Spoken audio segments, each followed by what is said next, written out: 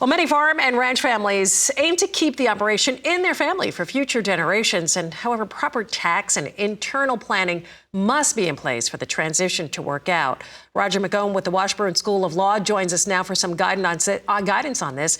Roger, you know, the value of farming operations in general increased in recent years. So current land values, are they impacting the transition process?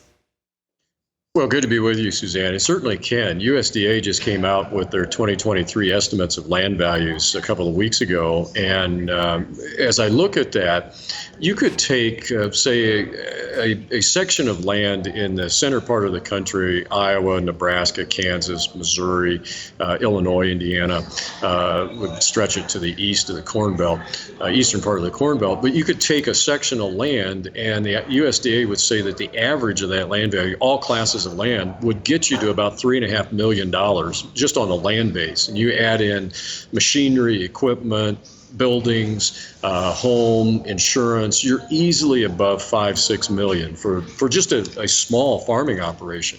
Now, that's no impact right now because the exemption from federal estate tax is twice that. It's at $12.92 million. Will increase next year and then in 25. But the problem potentially could be in 26 if Congress does nothing. That comes back down to $5 million with an inflation adjustment would probably be around 7. And that will catch a lot of your just average size, according to USDA, farming operations, let alone any bigger ones. So that's something to watch for. Plus, there are states that also impose tax at death, and their exemption levels are commonly nowhere near the federal level. For example, we've got Massachusetts. I'll just pick them as an example. They have a $1 million exemption from state estate tax. The state of Washington has under a $3 million exemption and a rate of 20%. So it's not just the federal issue. If you're in one of the 17 states that also impose taxes at death, you've got another problem. Yeah. So to address that, main tax elements for people to keep in mind when it comes to succession planning,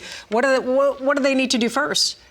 Well, this is a very complex issue, and you've got a lot of variables that apply to farm and ranch families. Do you have on-farm heirs? Do you have off-farm heirs? How do you separate out those two interests and keep everybody happy?